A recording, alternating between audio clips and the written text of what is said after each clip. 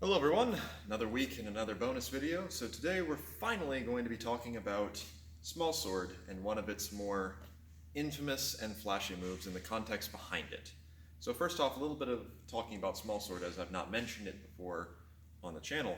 So Smallsword is one of the less practiced disciplines in HEMA, which is really unfortunate because there's a decent amount of writing on it, and it's very easy for anyone to pick up. If you are a former sport fencer, this will feel second nature.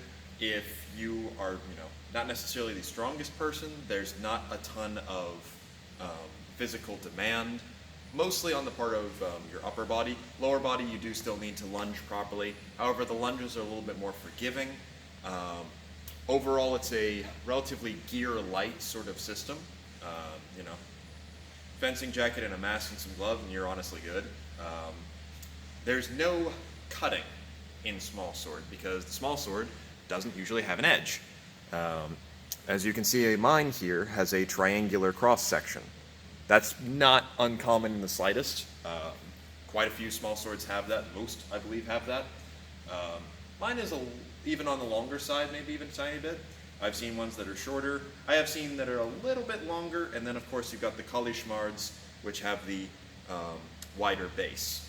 Now, important thing to know about Smallsword when you're gripping it is sometimes you will have a more complex hilt than this. You may have two little rings by the ricasso.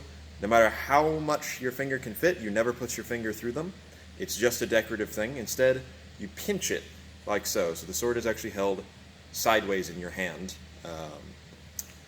Which means that when I parry to the inside, it's lined up. When I parry to the outside, rather than turning my hand, I am usually going to end up using the false edge, which is just fine because there's a lot less weight required in this, so I don't need to turn all the way out. Not that you can't, but since we will be going over needing to do that action.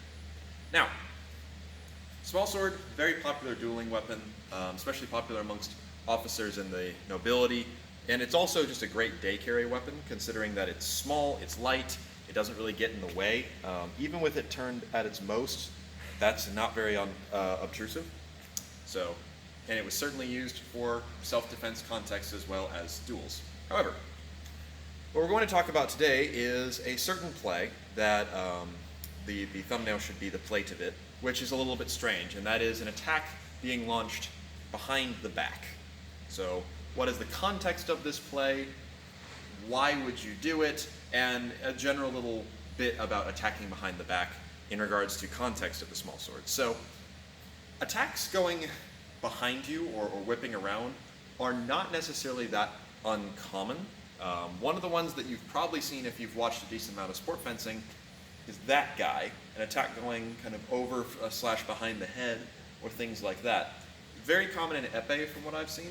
I don't know the official context behind it, but with the whole body being a target area, that's not the worst idea if you're out of position and trying to void away.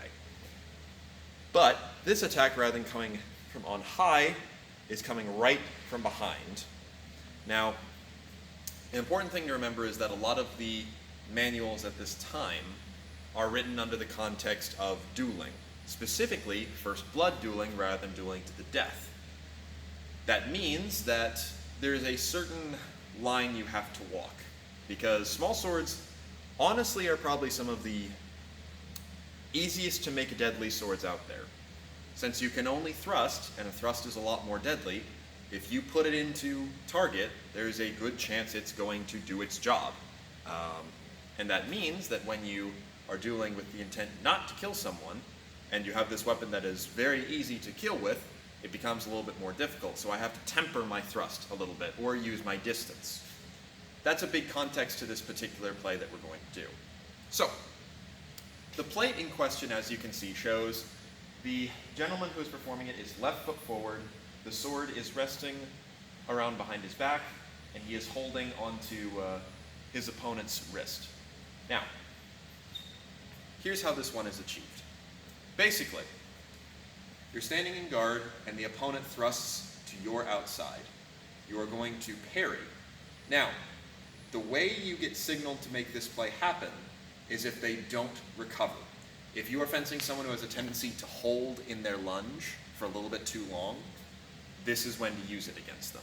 If it's someone who's very quick on the recovery, so boom, they're immediately back, don't waste your time. Because in the tempo of you coming forward, they'll have recovered and thrust again. Instead, you want to look for the guy, and this is usually good for people who lunge slightly advancing like this and let their feet come up, because now for me to recover, I have to shift my weight all the way back. So, look for that kind of person, the person who is throwing themselves a little bit too far forward instead of having nice, crisp lunges and recoveries. So, my opponent thrusts to the outside, I'm going to set it aside, and as we can see, my opponent is now close to me, he's not recovering, and I have the sword bound out to where I am strong. So what I'm going to do is I'm going to take my left hand, I'm going to pass up with my left foot, and take hold of his wrist. Now, you can grab the blade, you can grab right here onto the handguard. That's actually a very, very good grip to get in small swords, since the grip overall is a little lighter. It's very easy to pluck the sword out of someone's hand like that. But usually you want to grab the wrist on this one. So, invitation, parry, grab. Now, at this point is where things get tricky and where a lot of people make a mistake. So, the common mistake you will see when trying to do this, and I've done it before as well, is trying to reach with your arm to nail the thrust. The problem with that is that that's a lot of movement, and more often than not, your accuracy is not going to be particularly good. A better way to do it, and the way I was taught, is instead of reaching, I'm going to take it, fold the sword, and place it across my hips. So I put the guard right up against my hip, and then the blade is just sitting basically along the small of my back. The reason I do this is so that way, once I've got it in place, I don't need to aim anymore. If I turn, the point is going to go to wherever my side faces. So now the move becomes invitation, parry, step up and grab, fold it onto your hip, small compass step, and given that I have his arm right there, that's usually going to put the tip right into the kidney or near the kidney. Now, sometimes your opponent may try to pull back away from you. This is why this guy has to be so important and why I like using this quarter turn instead of just here. Because if they try to pull back, so I'm here, boom, grab, if they try to pull away from me, this coupled with this will draw them forward, which is exactly what I want. If they try to run from that, that's a lot of mechanical power against them. It's probably going to pull them off balance. Now, next question you might answer is, okay, but I thought we were trying not to kill them. That's a thrust going straight for the kidneys or this abdomen area. That's pretty deadly, right? Yes. However, because I'm not reaching around and jamming, which is the other downside of not locking it to your hip, not that much sword is going to go into him. So usually what happens if you jam is that you'll have to reach a little further because you're trying to connect it with your eyes. Thus, more of your sword will go into him. Versus, if I instead lock it to my hip, I always kind of know exactly how much is going to go. The way I use it as targeting is my point should be at about level with my elbow. And that'll just gently prick him right there. So, that's kind of the context and how you execute this particular play. So to review real quick, you give an invitation to the outside, knowing that your opponent likes to lunge and not recover in good time. They lunge, you set aside. I'm then going to step up, grab hold of the wrist, take the sword back, fold it onto your hip. You should feel it slot against your hip bone, and then just quarter turn while drawing their arm forward. And that's it. Now, fun little anecdote. The reason that I wanted to talk about this play and that I know this play really well is actually because I want to bet with it. We had when I was first learning Smallsword, we went over this particular play, and one of our classmates was not there that day.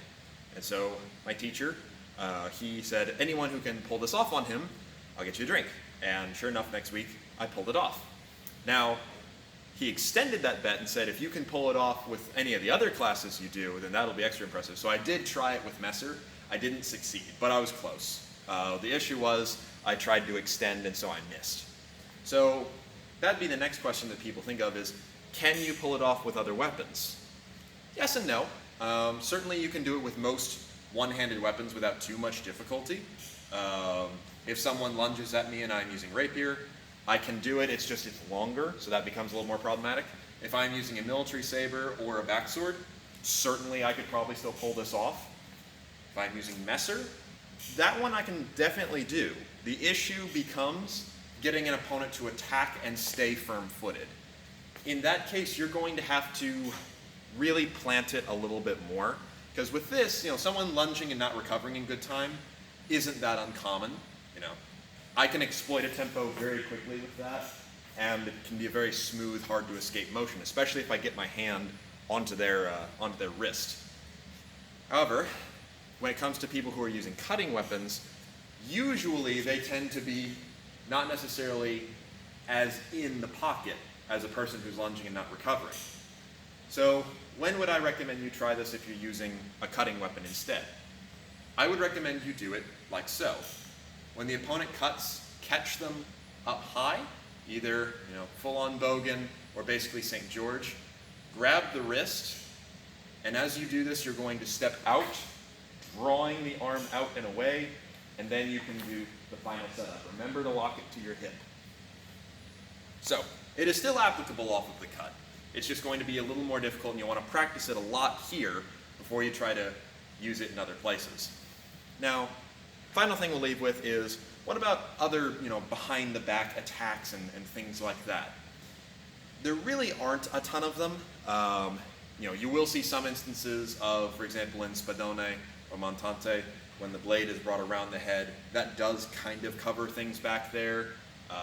There are even instances of cutting to, how do you do it? Cutting here, so that way when they do the turn with the point already looking back that way, they can launch the thrust in the new direction, which is less of an attack behind your back and more of a blind thrust. So attacks behind the back overall, relatively rare, but they do have little appearances throughout things, and there are others that I haven't touched on. But otherwise, hopefully that was interesting. It's been a long time coming, but thank you all very much for watching, and we'll go over some other techniques another time.